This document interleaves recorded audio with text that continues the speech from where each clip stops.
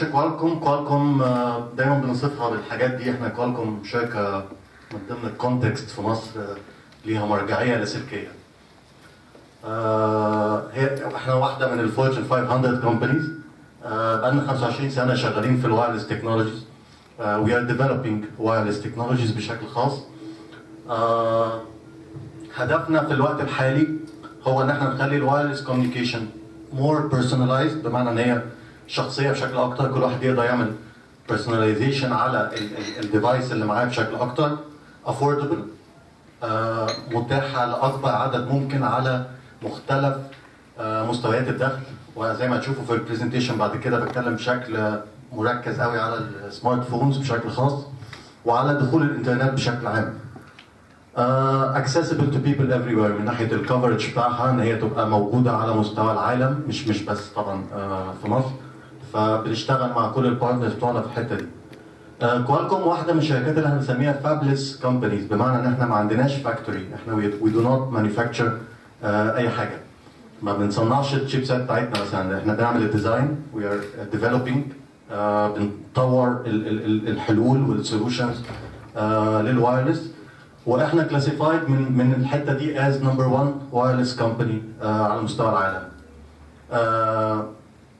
احنا طبعا ممبر اوف ستاندرد بور 100 and 500 indexes. خدنا اووردز كتير قوي في الفتره اللي فاتت دي، منهم Fortune World's Most Admired Company، منهم Best 100 Companies to Work For، فعشان كده انا محظوظ جدا يعني. in addition to الاووردز اللي موجوده قدام حضراتكم هنا. بتتكون من ايه كوالكوم؟ دي نقطه مهمه جدا، لان دي بتفهم ليه احنا بنعمل اللي احنا بنعمله في الماركت دلوقتي. كوالكوم متقسمه لكذا برانش انترنالي. اهم اثنين فيهم يمكن هم كيو سي تي وكيو تي ال. كيو سي تي اللي هي كوالكوم سي دي ام اي تكنولوجيز، وكيو تي ال هي كوالكوم تكنولوجي لايسنسنج. عشان اقدر اديكم مثال على الاثنين دول هنستخدم مثال ال 3 جي. كوالكوم لعبت يعني يمكن اهم دور في الديفلوبمنت بتاع تكنولوجي ال 3 جي. بالتالي كل ديفايس بتتباع 3 جي كوالكوم تاخد عليها رويالتيز، سواء كانت بتستعمل كوالكوم شيب سيت او لا. فبالتالي احنا مصدر اساسي من الدخل بالنسبه لكوالكوم هو ان الديفايسز اللي بتتباع تكون 3 جي. ده بالنسبه لكوالكوم تكنولوجي لايسنسنج. كيو سي تي او كوالكوم سي دي ام اي تكنولوجيز هم اللي بيعملوا الشيب سيت نفسها، الديزاين بتاع الشيب سيت. زي ما قلت لحضراتكم من شويه احنا وي ار فابلس كومباني، فبالتالي احنا بنعمل ديزاين اوف شيب سيتس، كوالكوم شيب سيت. زي ما تشوفوا حضراتكم بعد كده هنتكلم على براندز بتاعت سناب دراجون وبتاعت جوبي باي كوالكوم. وهتلاقي حضراتكم ان كوالكوم شيب سيتس موجوده جوه اغلب السمارت فونز اللي موجوده في الماركت النهارده، بغض النظر عن الاوبريتنج سيستم بتاعتها، وهتكلم عن النقطه دي ان ديتيلز. فزي ما كنت لسه بقول، دول اول او اهم اثنين برانشز جوه كوالكوم، ودول سبورتد باي اذر ديبارتمنتس، نقدر نقول بالبلدي كده بيخدموا عليها. بمعنى تاني، كوالكوم وايرلس انترنت مثلا ده انترنت سيرفيسز، فيها كوالكوم انترنت سيرفيسز، جفرمنت تكنولوجيز، انتربرايز سيرفيسز، الفاير ثورن فور موبايل بيمنت. كل دول هدفهم ان هم يخلوا الايكو سيستم بتاع ال 3 جي مور اتراكتيف للمستخدم، بحيث ان هو يتشجع اكتر ان هو يستعمل ال 3 جي تكنولوجيز. فبالتالي كيو تي ال من ناحيه اللايسنسنج ويل ميك مور ريفينيو، وكيو سي تي اون ذا تشيب سيت سايد برضه نعمل مور ريفينيو، لان السولوشن بتبقى اوبتمايزد اكتر على الشيب سيت بتاعتنا. فده الجزء الثالث عندنا بعد كده الكوربريت اكتيفيتيز. السكشن الرابع ايه مكتوب كوالكوم ايه؟ انا واحد الفاير ثورن. الفاير ثورن دي الشركه عامله السولوشن بتاعت الموبايل بيمنت، موبايل بانكينج تو بي سبيسيفيك. يعني السكوب نفسه وايدر ذان الموبايل بيمنت، يعني فول بانكينج سيستم فور موبايل سيستم. كوربريت اكتيفيتيز منها كوربريت ار ان دي، ومنها الانجينيرنج سيرفيسز. الانجينيرنج سيرفيسز بتلعب دور مهم جدا في المنطقه هنا، لانه يعني بعكس ما يتوقع البعض انجينيرنج سيرفيسز بيشتغلوا مع الاوبريتورز عشان يحسنوا البرفورمانس بتاع النتورك نفسه. يعني احنا معروف عن كوالكوم ان هي ناحيه الهاندسيت، ناحيه الديفايسز، ولكن احنا بنسبورت الموديل كله من خلال ان احنا نشتغل مع الاوبريتورز بانجينيرنج تيم عشان انهانس النتورك بيرفورمانس. فبالتالي اليوزر في الاخر محتاج كواليتي عاليه عشان يبقى في ديفرنشيشن ما بين ال 3 جي وما بين 2 جي. الانجينيرنج سيرفيس يعني بيتاكد او بيعمل مع الاوبريتورز على ان هو يحقق النقطه دي، يحقق ان النتورك يبقى providing the best 3G services وطبعا زي ما تشوفوا بعد كده ال 4G كمان في المستقبل القريب يعني. QSI او Qualcomm Strategic Initiatives, this is like a funding entity بتشتغل على النيو ستارت ابس. لو في ستارت اب بيبتدي، كوالكوم شايف ان هو انترستنج بالنسبه لنا، ان هو هيبقى له مستقبل، وانفست في الشركات دي بحيث ان هي نديها بوش وان هي تساعد. يعني الشرط الاساسي عاده ان هي بتبقى جزء من الايكو سيستم اللي احنا بنتكلم عليه.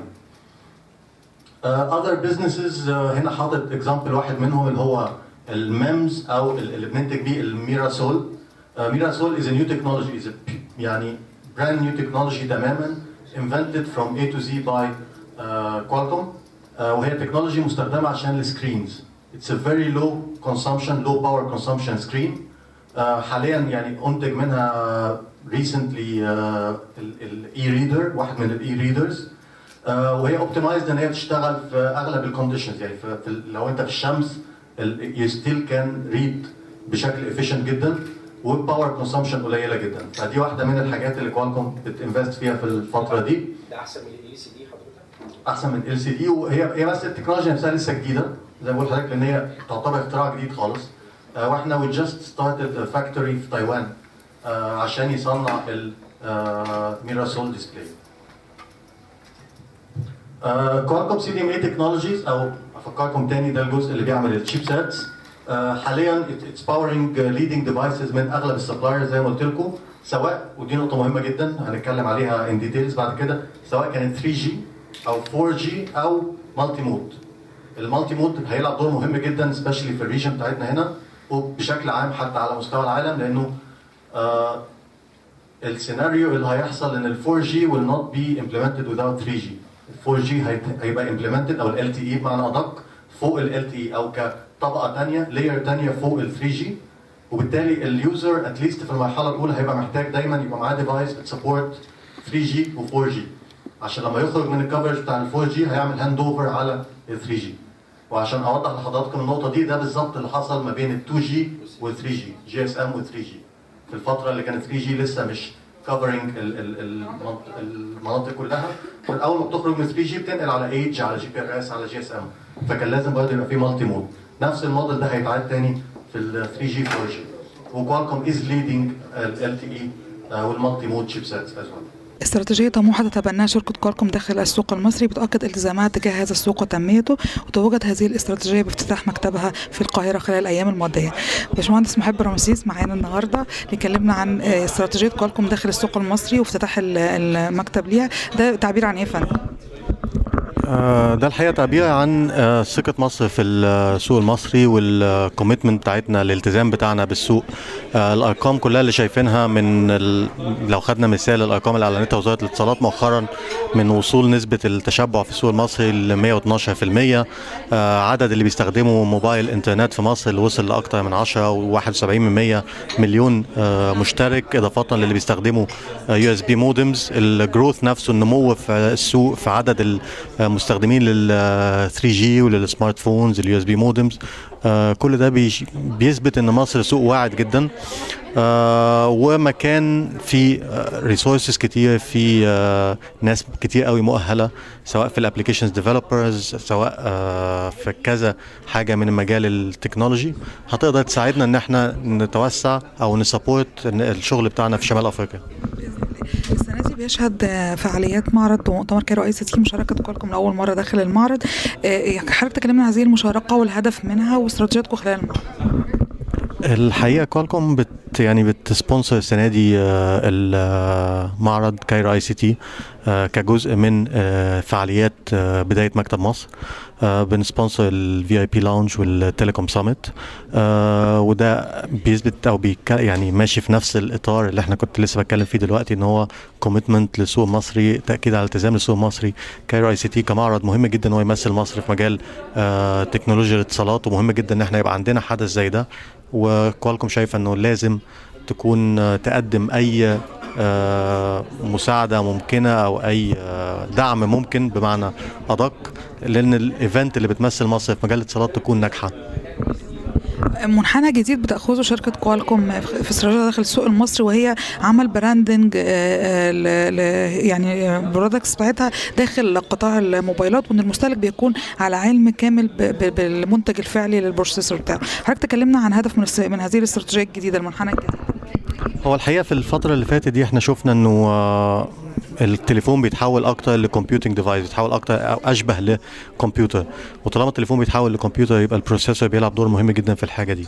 المستهلك نفسه مهم قوي بالنسبه له ان هو يعرف هو بيشتري ايه، بيشتري الجهاز نفسه البروسيسنج سبيد بتاعته قد ايه، البروسيسنج كابابيلتيز بتاعته قد ايه، هيوفر له باور قد ايه. في هذا الاطار يعني لقينا انه من خلال البراند بتاعتنا اللي هي سناب دراجون للسمارت فونز، والجوبي للديتا كونكشن مودمز او راوترز او كل الكلام ده، هتقدر تدي للمستهلك ديفرنشيشن او ميزه ان هو يعرف انا بشتري جهاز امكانياته ايه. البروسيسور في الفتره الحاليه دي مع تطور اجهزه المحمول من تليفون عادي لسمارت فون لكمبيوتنج ديفايس، مهم جدا البروسيسور يبقى ديفرنشيشن بالنسبه له.